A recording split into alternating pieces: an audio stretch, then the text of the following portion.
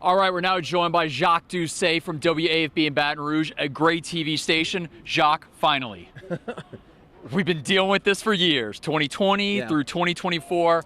I could tell Brian Kelly's playing kind of coy there, but I'm sure in the locker room he was very excited that this losing streak is finally over. Well, there were some ingredients in this game that we had seen in the previous season in opening losses. LSU passing on a chip shot field goal late in the first half. They go for it. They don't get any points. Berrien Brown appears to have a touchdown reception, a beautiful one-handed stab.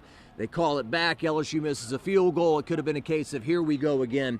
But the story of the night for LSU was defense. This was a throwback to the LSU days of old in which they said, hey, we're putting our defense on the field to win the game. Clemson got it close there at the end, but the Tiger defense, led by second-year defensive coordinator Blake Baker, makes the stop in the end. Tigers get out of here with a huge victory. LSU scheduled a very difficult game coming into a place like this to play the number 4 team in the country. We don't know what kind of team Clemson has from this point forward. We'll see how many games they win, but LSU fans will be hoping they win them all from this point forward to say, hey, look, we won a very difficult game. Kind of like a gymnast, you know? Yeah. This was a difficult routine, scoring this accordingly. $18 million. That's what this roster costs. That's what Brian Kelly told us. NIL, going through the transfer portal, rev share.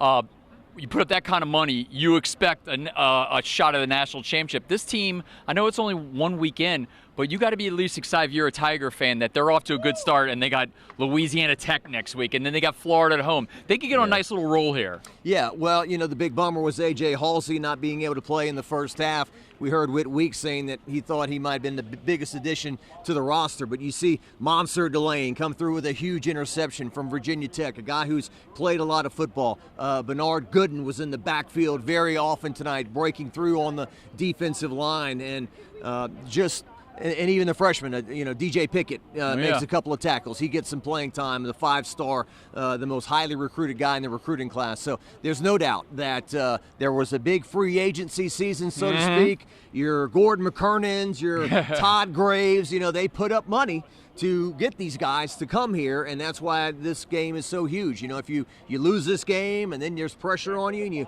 you slip up against Florida and you got 2 losses in September and your big goals are dashed pretty early, that makes the investors not so happy. It's a whole new world now. The defense, we talked about. The offense, so we talked about all the weapons in training camp, the Bauer Sharps, the Berrien Browns, the new guys on the roster.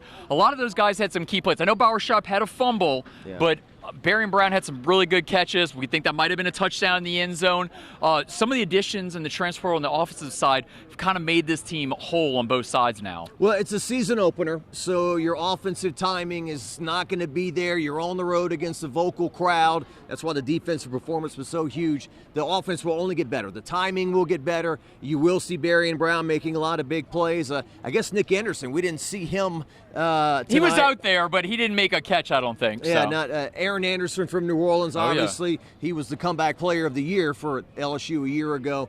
And Trades Green, who we covered at Zachary High School, has only been playing football since his junior year in high school. He's a physical freak. The timing was off with him a little bit, but finally caught the touchdown there on the fade route. He's going to be very hard to stop at 6'7". But, yes, lots of offensive additions. And Caden Durham, your sophomore running back, he got you some tough yards on the ground. Where was this defense in 2023? Imagine that defense with Jaden Daniels. We could be talking about like a mini dynasty going on here right now.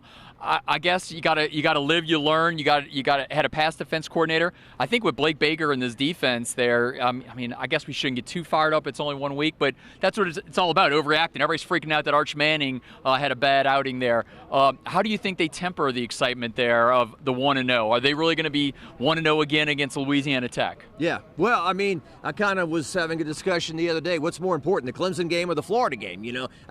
But they put a lot of emphasis on this. They had 1-0 everywhere in the indoor LSU facility. They came out warming up in T-shirts that said 1-0 on the back of them, which was kind of a big statement in some people's opinion, kind of bold to put 1-0, but they needed to win the first game, and Verge Osbury was catching a lot of heat for scheduling this game 8 years ago because LSU fans were complaining about the neutral site games. Hey, stop taking the big games out of Tiger Stadium. Well, you got to go to Clemson for them to come to Baton Rouge, which they will next year in 2026. But Yeah, just a huge victory for LSU over a top 5 team, and all the season opening jokes will go away for a while.